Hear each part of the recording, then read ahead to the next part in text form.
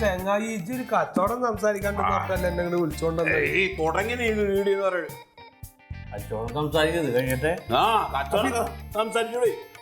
അല്ല ഇത് മുഴുവൻ ഇന്ന് തന്നെ കഴിക്കണം എന്ന് നിർബന്ധമുണ്ടോ? അതങ്ങനെയാ തുടങ്ങിയ പിന്നെ കഴിക്കും. വരിക ഇന്നത്തെ ദിവസം നമ്മ ഇതിനു വേണ്ടിയിട്ട് മാറ്റി വെച്ചാണ്, മനസ്സിലായില്ലേ? അതിന്റെ ഇടയിൽ കയറി അതെ നിങ്ങള് ഇപ്പൊ തുടങ്ങിയ മാതിരി ഒന്നല്ല ഇപ്പൊ നിങ്ങളുടെ സംസാരം കേട്ടോ, സംസാരമൊക്കെ മാറി തുടങ്ങി. സംസാരത്തിന് ഒരു കുഴപ്പം വന്നിട്ടില്ല. എന്താ ഇപ്പൊ നിങ്ങൾക്കറിയില്ല, ഞാൻ കഴിക്കാത്തൊക്കെ അറിയുള്ളൂ. എന്താ സംസാരത്തിന് ഒരു മാറ്റം നടക്കുന്നുണ്ട്? ഒരു മാറ്റമില്ല ഇപ്പൊ എന്റെ സംസാരം. നിന്നോട് 200 റുപ്യ ചോദിച്ചിട്ട് തന്നില്ലല്ലോ. ചെങ്ങായി പിന്നെ ഇതിന്റെ കണക്ക് ആവശ്യത്തില്ലേ?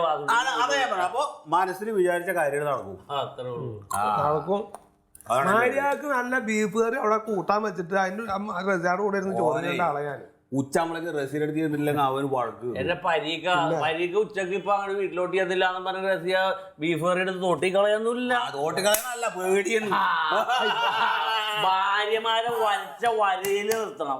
വര അങ്ങോട്ട് വരച്ച അങ്ങാടും ഇങ്ങാടും ഇല്ലാതെ നിർത്തണം. ആണ് ഇതാണ് ആണുങ്ങള്, മനസ്സിലായോ?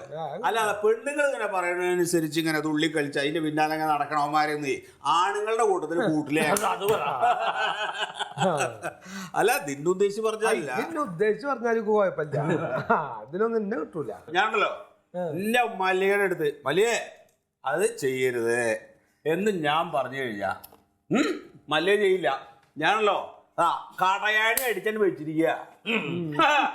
എഗൈൻസ്റ്റ് ആയിട്ട് എന്തെങ്കിലും എന്നോട് പറഞ്ഞാൽ വടക്കിനുള്ളിൽ എടുക്കുന്ന ആൾക്കറിയാം. ഇത് റസിയെ പേടിച്ച് ആയുസ് പോകും. എന്റെ പരീക്ക് ഇതൊക്കെ ഒരു ഗ്ലാസ് കുടിക്കണം. ഇപ്പൊ തന്നെ വസുട്ടി എന്റെ ജസി ഭാര്യ കൊണ്ട് ഞാൻ പറയണല്ല. ഇപ്പൊ ഞാൻ ഇവിടെ ഇരുന്നൊരു ചെറുതൊക്കെ അടിക്കണെങ്കിൽ ഒരു ശല്യോളം ഉണ്ടാക്കൂല. ഇത്തിരി ബീഫ് ഒലത്തിയതാ, ഇത്തിരി പുളിഞ്ചാറാ, തച്ചപ്പാട്ട് കൊണ്ടെന്ന് വെക്കും. അതാണ് വേണ്ടത്. അപ്പൊ നമ്മുടെ കുടുംബത്ത് നമ്മിരുന്ന് കഴിക്കണ നമ്മുടെ ആരും നെഞ്ചത്തോട്ടൊന്നും കയറാനല്ലോ.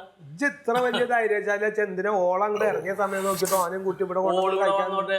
അവളിങ്ങാട് വന്ന് കേറി എന്തെങ്കിലും പറഞ്ഞോളൂ, ഞാനൊരു നോട്ടം അങ്ങോട്ട് നോക്കിയാ അപ്പട്ടമുള്ളോള് കണ്ണു കുത്തി പൊട്ടിക്കോ. പിന്നെ ഞാനൊരു കാര്യം ഞാൻ പറഞ്ഞല്ലോ, ഇതൊന്നും ഒരു കുടുംബത്തിക്ക് അന്തസ്സുള്ള കുടുംബത്തിൽ പറ്റിയ കാര്യം. തിരുപ്പതിയേ പൊയ്യേ തീയോ